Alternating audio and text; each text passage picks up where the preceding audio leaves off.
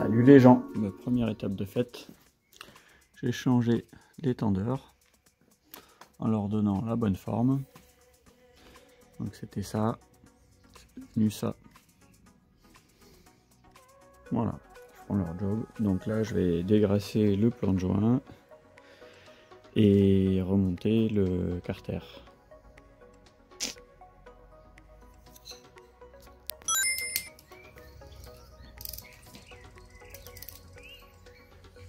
Commencer par là. Ah ouais.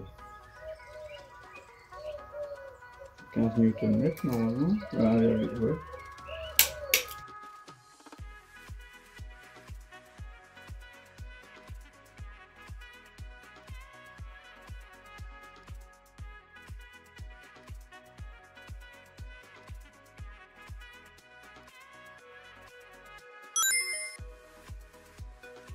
Ouais, ça rend super bien la caméra. Et j'ai nettoyé le cache culbuteur. Il est content. Au gasoil, hein, comme d'habitude. Nettoyer le plan de joint après à l'acétone. Ici présent. Et coller la pâte à joint. D'ailleurs, j'en ai mis un. Ouais. Ah non, c'est les restes. Bref, ça c'est fait. Reste ce côté. Avec lui. Bon, lui, il est déjà propre. Mais il faut que je nettoie le plan de joint, que je le dégraisse. Que je dégraisse lui sans faire décoller la peinture. Parce que l'acétone et la peinture neuve, c'est pas fou. Et puis voilà. Je suis un de gros débile. J'avais posé le cache culbu ici sur le chiffon chargé d'acétone. Bon, bah, j'ai flingué ma peinture. J'essaierai de rattraper ça. Mais en attendant, je vais te faire une petite séance de clic-clic.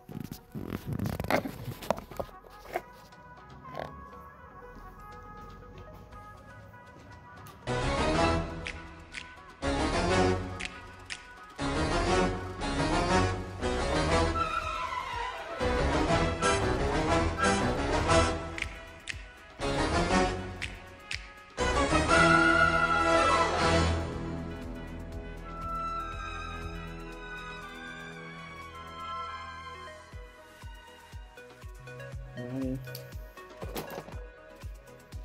Je vais essayer de sauver ce massacre esthétique. J'ai réussi à rattraper à peu près, mais bon, il y a des défauts quand même. Peut-être falloir une petite couche supplémentaire par là. Et oui, on est le lendemain, c'est sec.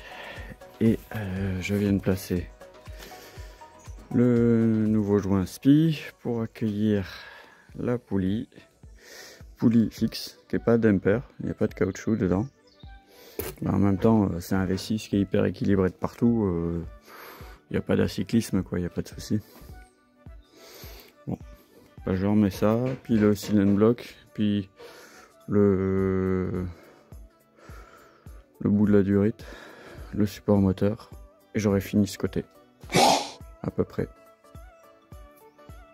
Parce que j'ai remis le petit joint ici. Celui-là, ouais, je vais le changer quand même. Ça coûte rien. Et puis, voilà. Il y aura le filtre à huile aussi à changer. Enfin bref. Bah, il y a tout à faire, quoi. Là, j'ai encore un peu avancé. J'ai reposé l'alternateur. J'ai mis le démarreur à sa future place en nettoyant un petit peu aussi. J'ai rebranché la sonde de bord, rebranché l'alternateur, c'était un peu chiant. Et j'ai posé les cylinder blocks ici et là. Et alors ça, c'est la merde. C'est vraiment compliqué. Voilà, j'ai reposé la pompe haute pression aussi, avec le tuyau. Bon, là sur votre V6, vous, elle sera pas du tout là. Hein. Moi, c'est un montage particulier. J'ai nettoyé, rebranché la sonde, changé tous les joints, refixé le câble, rebranché cette sonde. Tout ça, tout ce qui est câble et tuyau, c'est rebranché. Les courroies sont tendues. Donc là, il faut que je passe maintenant de l'autre côté à poser, reposer le volant moteur Enfin changer le joint qui est derrière déjà. Et après, hop. Donc changer le joint derrière, reposer le volant moteur, l'embrayage neuf, la boîte de vitesse avec la butée, changer les joints SPI de la boîte de vitesse peut-être avant de la reposer. Et puis pour la partie moteur on sera pas mal. Si reposer ça sur la boîte de vitesse. Et on sera pas loin du bout hein, normalement. Après il faudra que je m'occupe de la caisse. Et là il y a du boulot. Aller gratter, dérouiller, isoler, enfin il y a plein de trucs à faire. Changer soufflet de cardan, changer soufflet de direction. Bref, il y a du mail. Donc là j'ai remis un beau joint SPI. Un joint comme les autres là en bimatière avec un petit carter et un caoutchouc dedans là-dessus, avec du frein filet histoire que ça se dévisse pas parce que ça m'ennuierait que ça frotte sur l'arrière du volant moteur. Le volant moteur est là et je vais le dégraisser un tout petit poil et encore, je sais pas, parce que ça évitera peut-être qu'il rouille. Et je vais le revisser donc avec un petit peu de l'optique frein. C'est du moyen, hein, c'est pas le bocal est rouge mais c'est bleu. Et puis les vis d'origine avec un serrage à 50 Nm comme préconisé. C'est parti. Voilà, c'est serré à 50 Nm. Alors sur la revue technique, dans la partie moteur, ils disent que le volant moteur est à serrer à 50.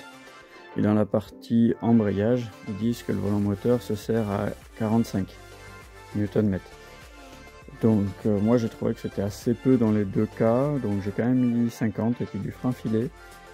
Mais ça me fait quand même un peu peur. Alors dites-moi ce que vous en pensez, mais moi j'aurais torqué un petit peu plus quoi. Voilà, et donc là on va mettre le bel embrayage tout neuf et les vis se serrent, là aussi je vais mettre du frein filet hein, et se serre à 20 Nm. Encore une fois c'est peu, mais en même temps c'est du M8 avec le frein filet, ça va le faire. Ouais, on croise les doigts. Alors pour ceux qui se posent la question comment je fais pour centrer, une douille longue de 13, hop, et tac.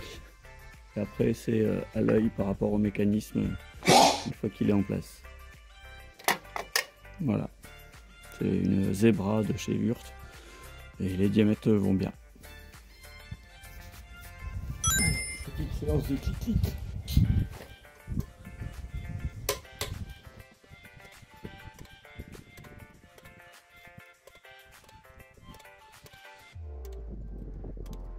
Et voilà.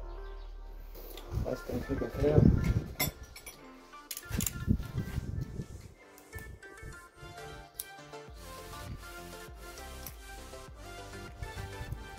Tester et approuver. Bon, là j'ai mis les joints SPI sur la boîte, de ce côté-là et de ce côté-là. Bon, je vous montre pas comment faire hein, avec une grosse douille, un tape au marteau, bref, tu sais. Et ici, il y a un truc qui me plaît qu'à moitié, c'est le cheminement des fils qui sont au fond.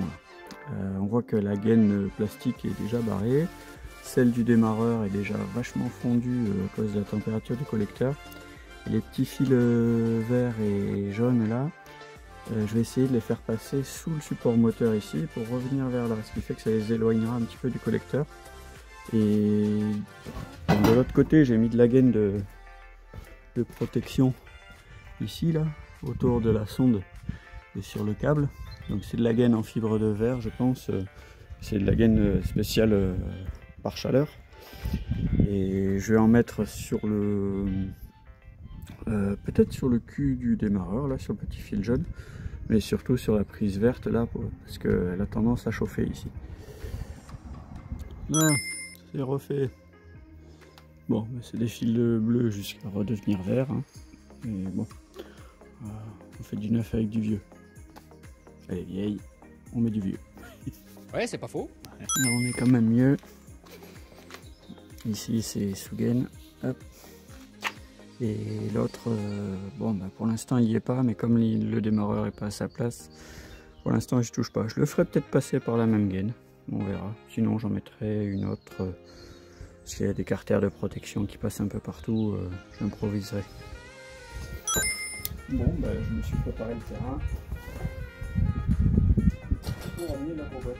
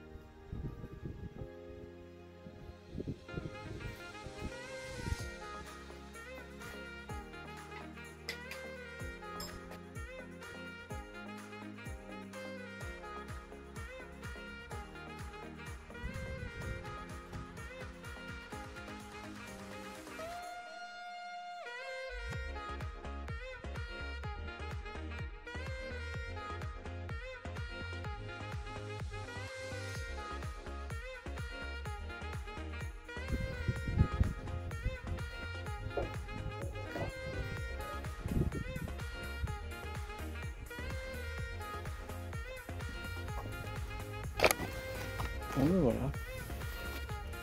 Alors je suis étonné, la boîte s'est montée d'une seule traite et elle tient avec 4 boulons, enfin 4 vis sur le moteur. Là, là, là et derrière. Voilà. Je vais trouver les valeurs de couple et puis je la serre. Allez, 60 Nm.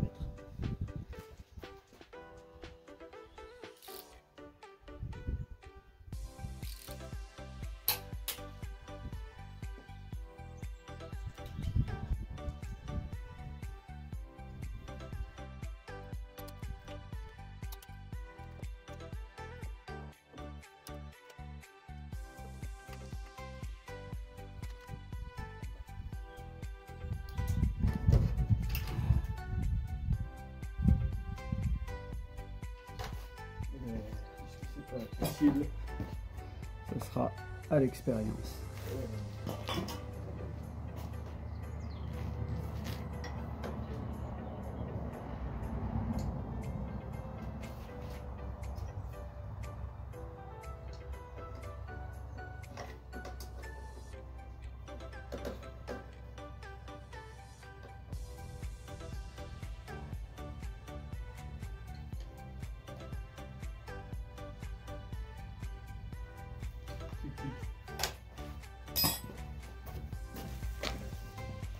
Allez, la suite. Bon, en fin de compte, le petit fil jaune, je l'ai passé dans la gaine noire. Ici, là, il ressort bon, sous le filtre à huile, là, il sera protégé. Cette gaine là, je l'ai attachée avec un petit fil de cuivre pour que ça protège bien comme ça. Et je vais remettre la tôle par chaleur qui revient comme ça et qui protégera tout. Normalement, on sera pas tant si pire. Voilà. Bon, je suis en train d'avancer un petit peu. Alors là, le son va différer un petit peu parce que je me suis équipé. Bon, là, il est pas du tout placé comme il devrait, mais ça fera un test. Ici, je suis en train de démonter la crémaillère, donc j'ai sorti la biellette ici. Donc il faut retirer le soufflet en tirant dessus, plus ou moins adroitement, hein. On voit que c'est un boulot un peu dégueu, mais bon.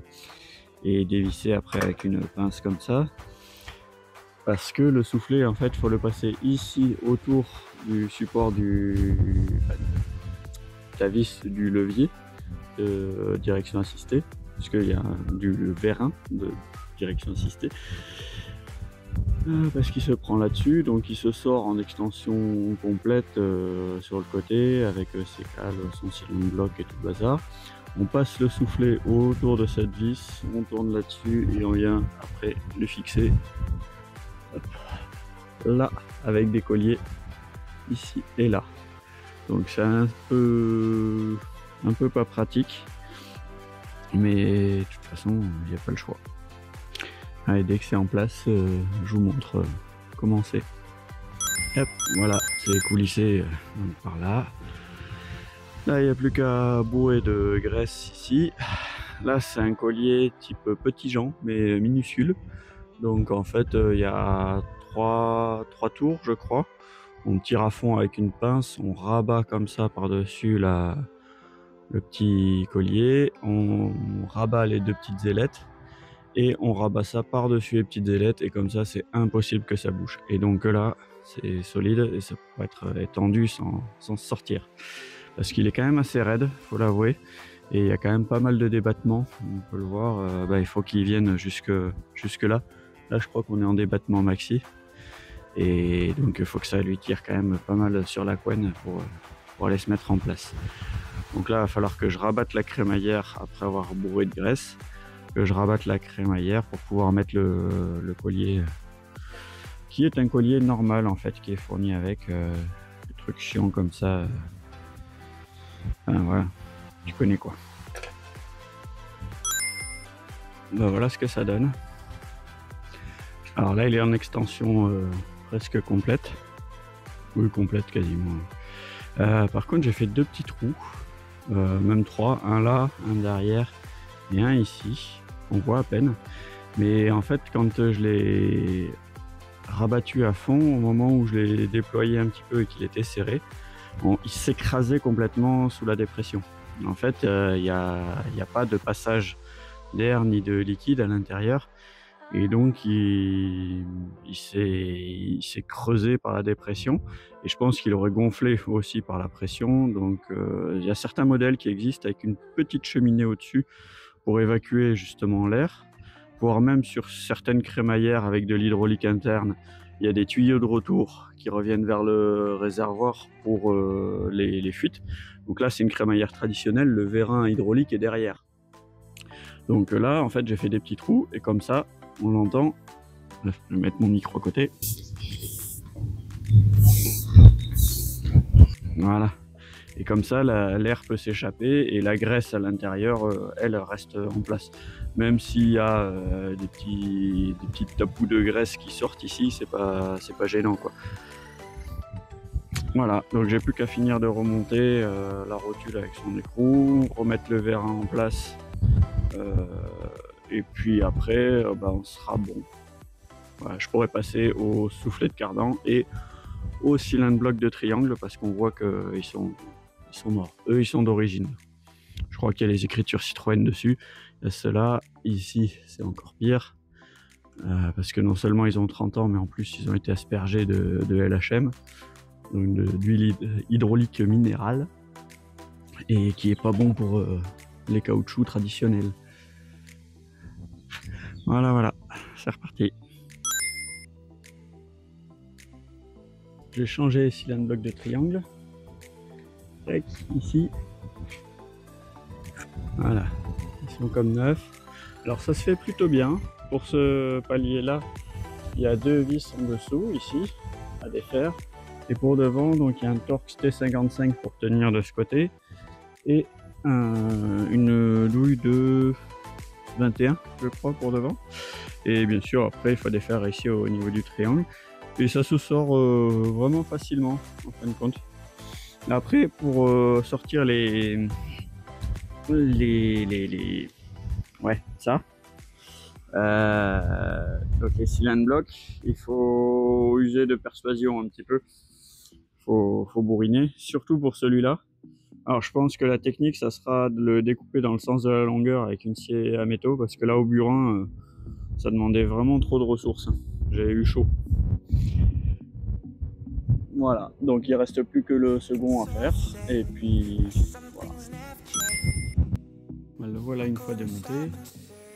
Donc on voit ici l'état des cylindres blocs. Alors ici il faut l'attaquer au burin sur le bord du... Ici on voit pas trop mais il y a une petite lèvre là qu'il faut arriver à attraper comme celle-là. Et ici après faudra le couper dans le sens de la longueur et puis normalement le poussant comme ça il devrait sortir. Là, après l'avoir buriné en me tapant 2-3 fois sur les mains, voilà ce que ça donne. Donc la cage est là, elle est sortie après négociation, tu vois bien hein. Et yep, ça c'était coincé dedans. Et pour sortir l'autre cage, une douille de 28. Tac. Tu vas le voir peut-être en live.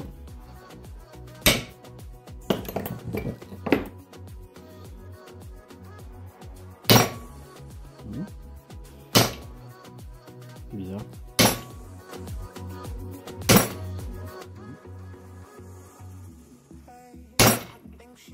D'ailleurs, c'est pas pratique. Est-ce que tu vois là? Ouais, ça devrait.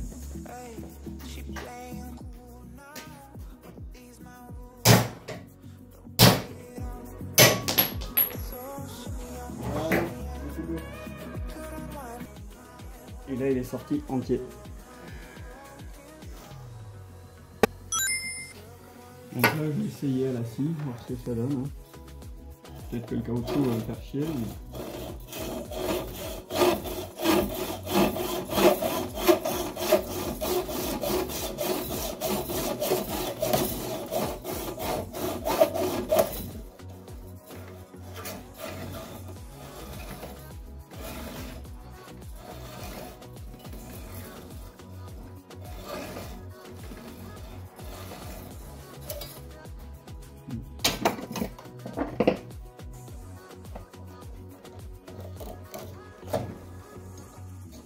déjà, on va enlever une partie. On dirait que ça avait été recomblé au silicone. Une substance un peu bizarre.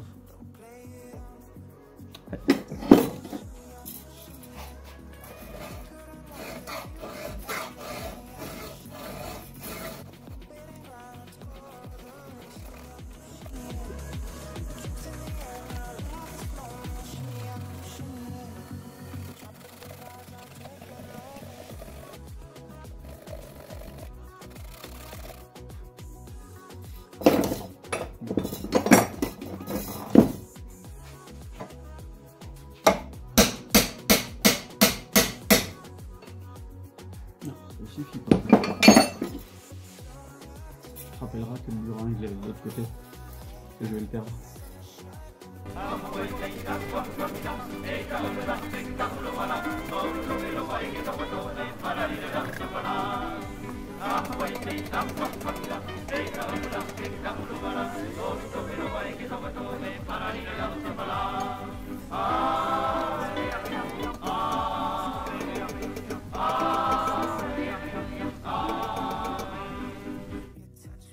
Ouais.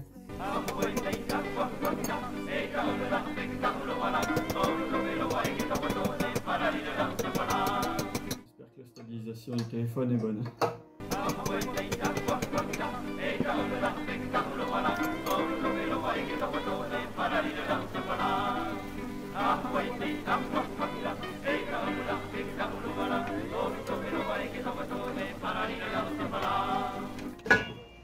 Tu vois ce qu'il y a écrit là? C'est mensonger, hein. Ça fait beaucoup plus que 170 grammes. Et tu vas pas me reprocher de faire des blagues à 2 balles.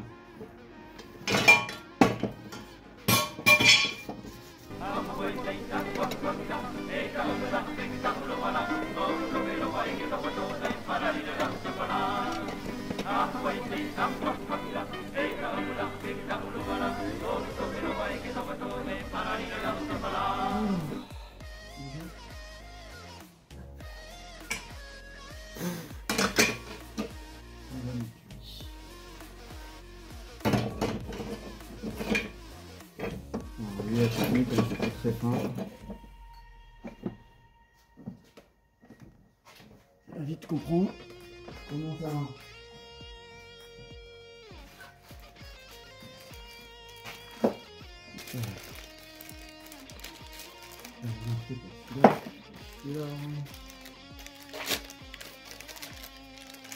On ne pourra pas me dire qu'ils sont pas neufs. Hein. Alors la technique, c'est ultra complexe. Hein. Ça, et ça.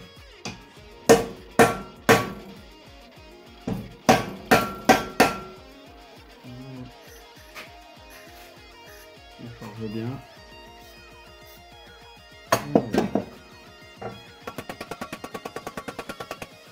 Alors on y va, mais doucement, pour pas faire de bavure ici autour.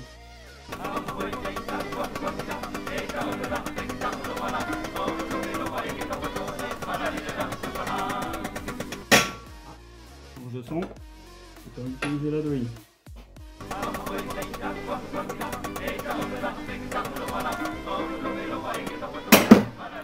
Douille de 20, c'est tout le tour.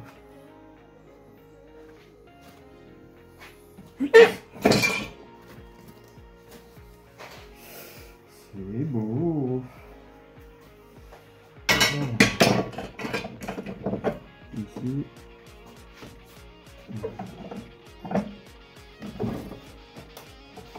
Là. Voilà. Pour cela, c'est moins beau hein, quand même.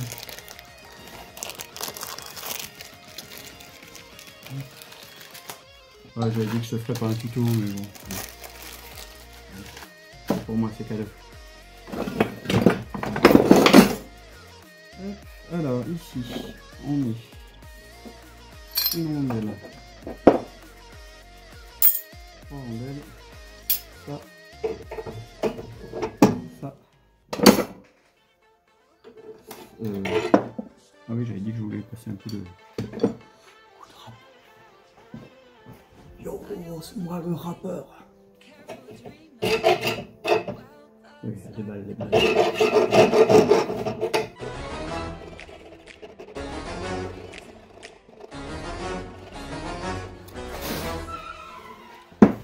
Alors la râpe, c'est pas pour la finition, c'est juste pour manger la petite bande de rouille qui s'est fait entre les 2 cylindres blocs. Parce qu'en fait, à l'intérieur, il ne se touche pas. Et sur les quelques millimètres que tu as autour, bah, tu as l'humidité qui se développe et la rouille aussi. Et donc ça fait une bande de rouille qui se développe là. Donc pour éviter qu'elle y reste, bah, j'enlève. Alors, donc, on ça comme ça. Non, on va mettre comme ça. Voilà. Et là, encore. Et ça. Alors pourquoi ces rondelles là? Pour éviter d'appuyer sur la bague centrale, appuyer vraiment sur le caoutchouc pour que ça enfonce cette partie là. C'est tout.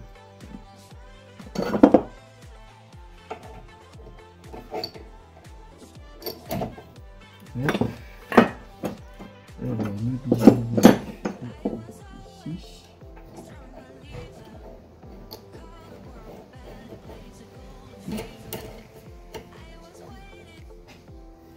Ok, donc là on met tout en face. On regarde comme ce soit bien centré, justement pour pas appuyer sur le pion central.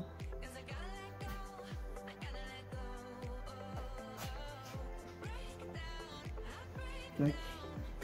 Allez, on charge.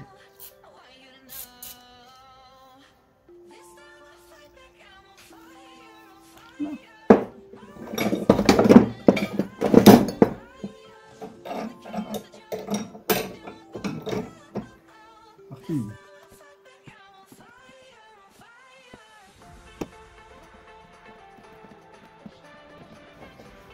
Voilà. C'est tout.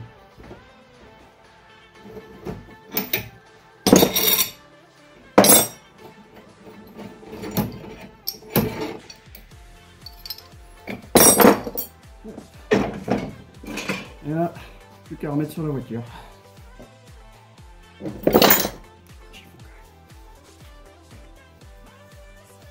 Beaucoup trop propre. Beaucoup trop. Le triangle est revenu à sa place. C'est pas mal. Donc bien sûr pas serré pour que je puisse le serrer que en position normale. Alors le problème des hydrauliques avec la position normale, c'est que 95% du temps qu'elle va passer, ça sera posé par terre. Donc ça sera quand elle sera les roues remontées à fond. C'est un peu bizarre, mais c'est comme ça. Alors je pensais qu'il y avait une rotation qui se faisait librement ici, justement pour ne pas avoir de contraintes. Et en fait non, les cylindres blocs sont rigides, montés rigides sur le triangle et sur la caisse. Donc c'est ça qui est bizarre. Bon sinon en fait ici j'ai à nouveau ma goutte. Donc c'est une fuite et j'avais tout nettoyé pour voir d'où ça pouvait venir. Et en fait, un peu de lumière. Ici au-dessus, il n'y a rien. Je pensais au joint.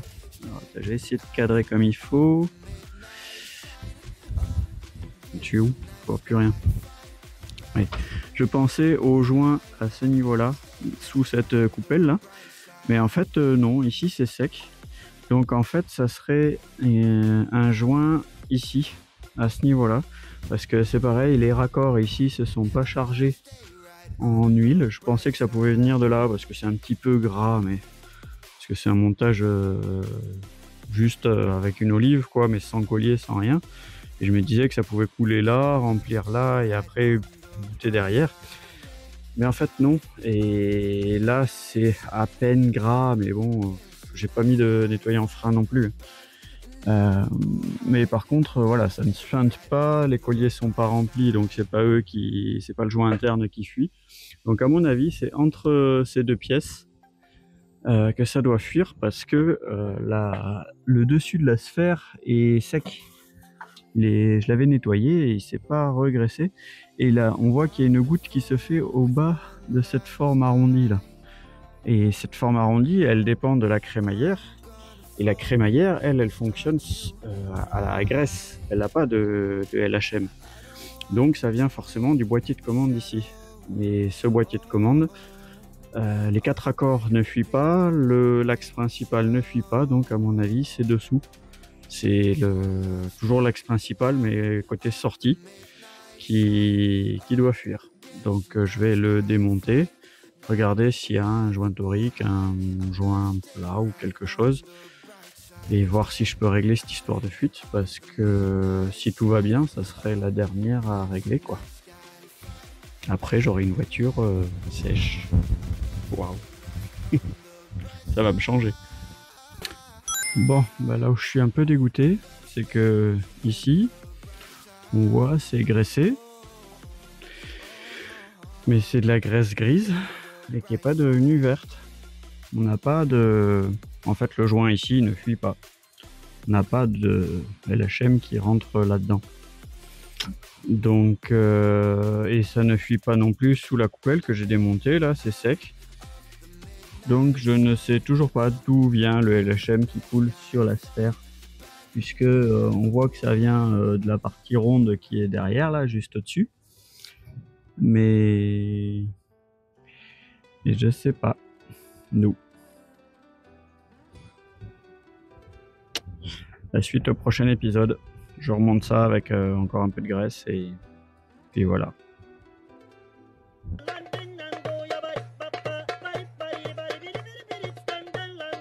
Abonne-toi.